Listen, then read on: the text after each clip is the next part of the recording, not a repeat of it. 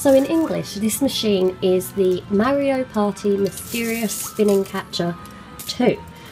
It's a longer name in Japanese, but this is a umeda. So you exchange for these coins, input them into the machine, and they'll roll down these arms that you can also move.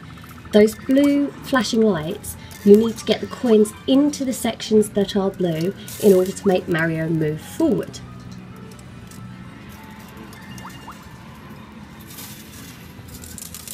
When you do eventually get the coins out, they come through this chute at the bottom and into like a well that you can hold them in. You also get buckets provided that you can store any spare coins in if you have any spare, because these machines do tend to eat all your coins. And I think you're paying about 1,000 yen for, I think it's 300 maybe, somewhere around there. This part over here is the bit that's the spinning part.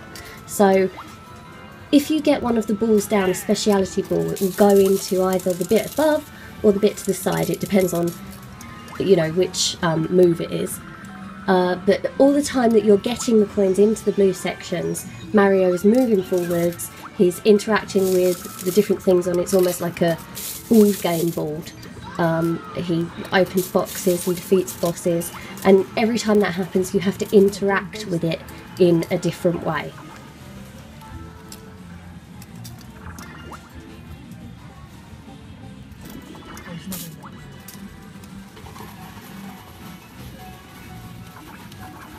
This particular game is a darts game.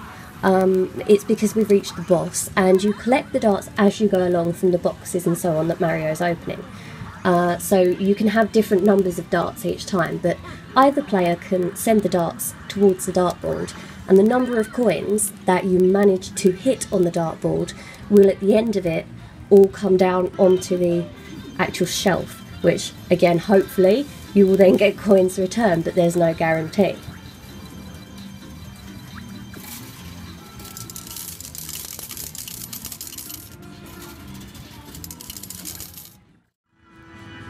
So in this instance we've actually just had a red ball drop down, and unfortunately I missed that graphic, but you then get this screen come up which you have to tap the button at the right time to get something to happen. So it could be that you build up towards your jackpot, or in this case I've got the special turny thing in the middle, which means that we then go over to the thing that goes round.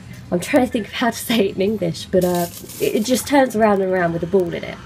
So there will be a ball drop into it, and whichever section it lands in, which will correspond to what's on the screen, you can then see what's going to happen.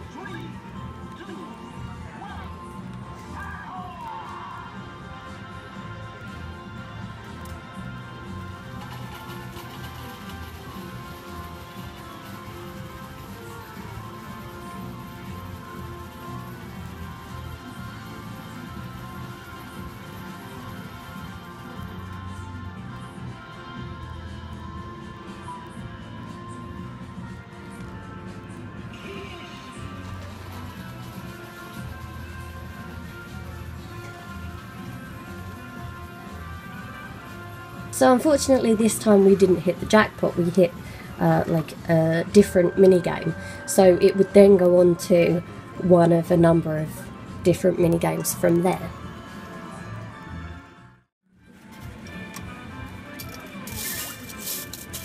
Now this is a catcher chance. So I don't know if you noticed before, but in the section above there are, depending on where on the satellites you're sitting, we're number 8, which is Yoshi, we've got Luigi's hat.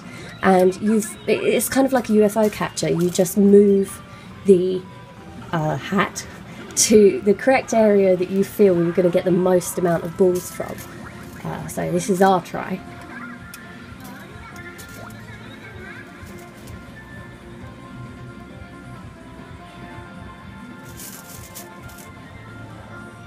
Well, I mean, we've done better before. We've had 4 balls in one go, but you know, at least it's not nothing, just 1 ball.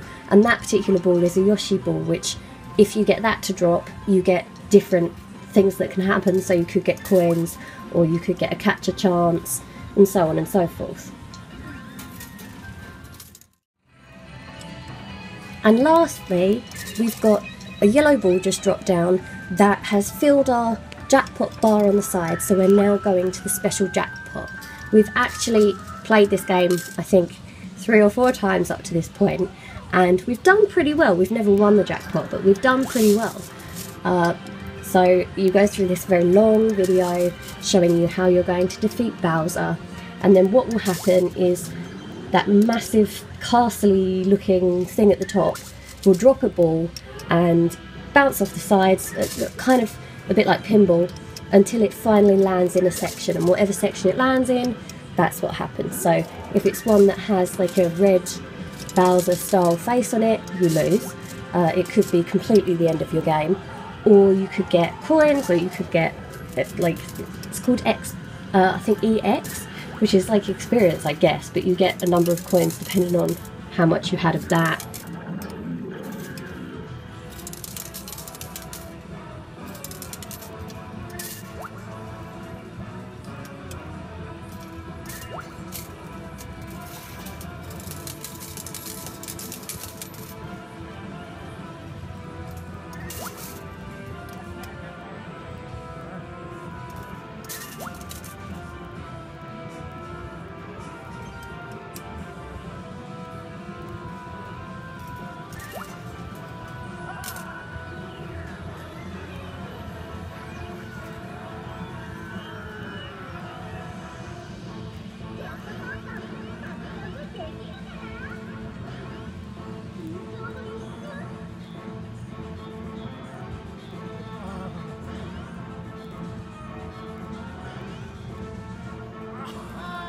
Okay, so we didn't defeat Bowser that time, but, you know, I'm sure we'll be back, because this is one of the best arcade games that I've played that's this kind of coin flicking thing, which I know in the UK we use actual coins, but no, I love this one, so I'm sure we'll play it again.